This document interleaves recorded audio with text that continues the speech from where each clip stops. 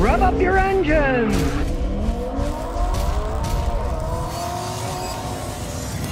Okay, you got a Honda Accord today. It hesitates accelerating uphill and it tends to vibrate. He's changed the motor mounts and stuff. It's still doing it, so let's figure out what's going on. One, it was made in Ohio. It has 140,153 miles on it. As we look under the hood, we can see it's Honda's extremely reliable 2.4 liter 4-cylinder inline. Doesn't have turbo. Normally aspirated. These are normally really good engines. Nothing's on the dash, no check engine lights, anything like that.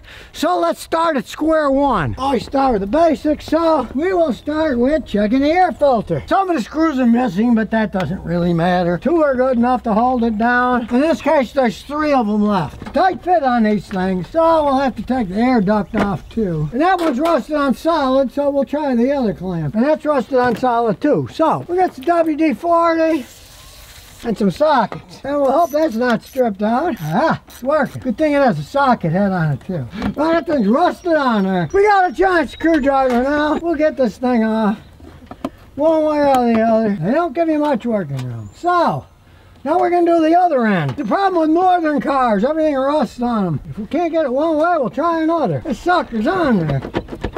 There we go, success. Now we can get to the air filter. Even then it's got more stuff to take off. There's a filter.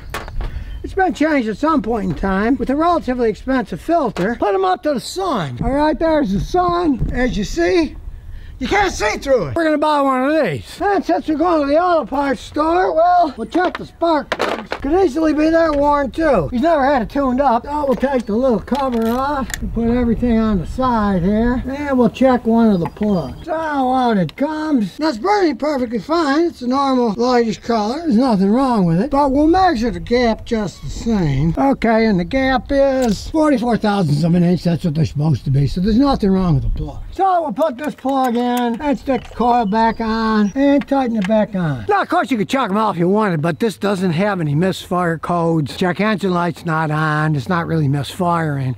So I'm assuming all those plugs are the same.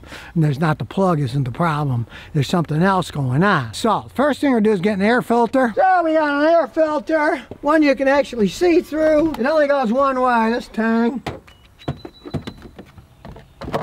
And we'll slide it back in. Easier said than done. And don't forget to get it snug, because if you get air leaks, it'll start running lean. Now, I was telling the owner he might have a problem with a transmission going out, but he's going to be a real happy man, because I think I just found the problem. Now, sometimes it's better to be lucky than it is to be good. And you can see here, once we've removed it, look.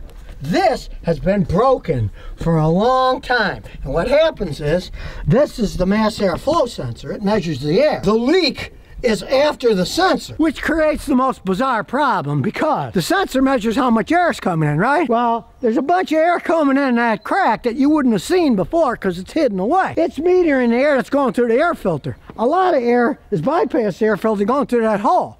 So you're going to get a ton more air in the engine than the computer thinks. So the air-fuel ratio mix will be totally squirrely, and especially when you're accelerating. Because guess what? When you accelerate in a car, the motor tends to jerk to the side a little, and that opens the hole more. He's going to buy one. You can get them online. They're real expensive at the Honda dealer. You can go online and find the places. But I'm just going to use electrical tape and Gorilla Tape for now that'll seal it. It's such an oddball thing.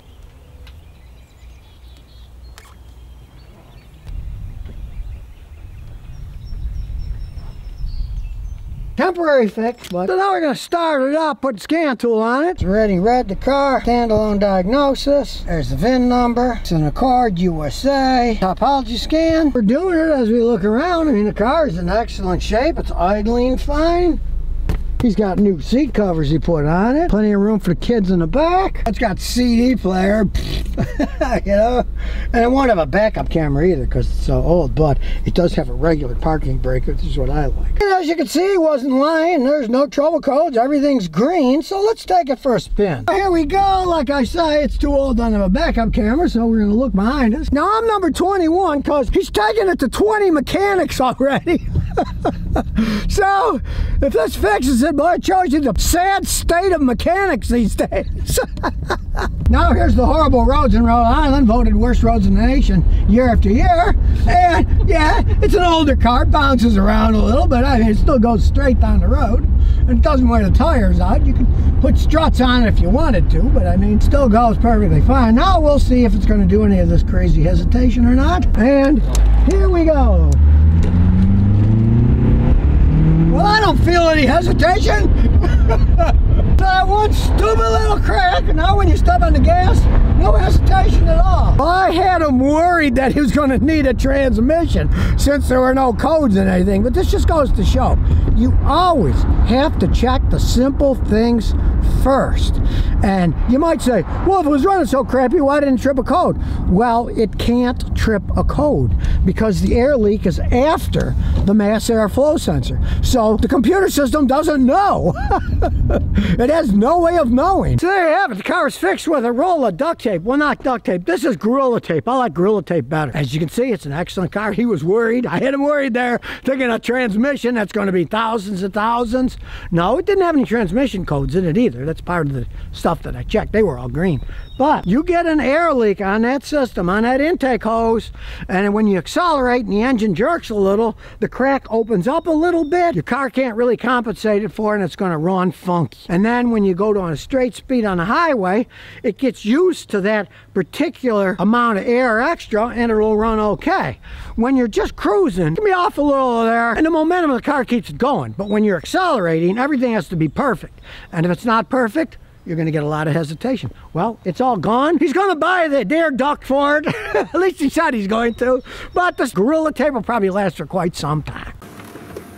And here's some bonus questions and answers. Well, here's one for you from Matt44. Scotty, wish I found your channel in 2017 before I bought a brand new Escape instead of a RAV4. It was cheaper.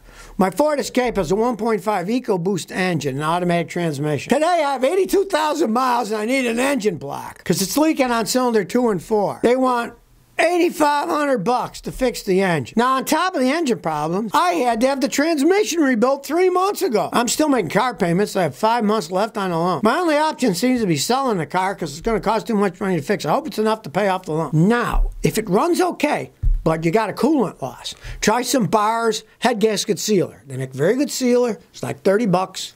All the parts stores sell it. Follow directions, one you can mix with the coolant. Give it a couple days, see if it seals it. If it does, hey, just get rid of it. Those were rolling piles of junk. I warned people, they're putting these 1.5 little 4-cylinder engines, GDI injectors, tons of pressure, and turbocharger on them. Stupid idea. Both his engine and tranny went out. Shows you the crap that Ford's making. Right?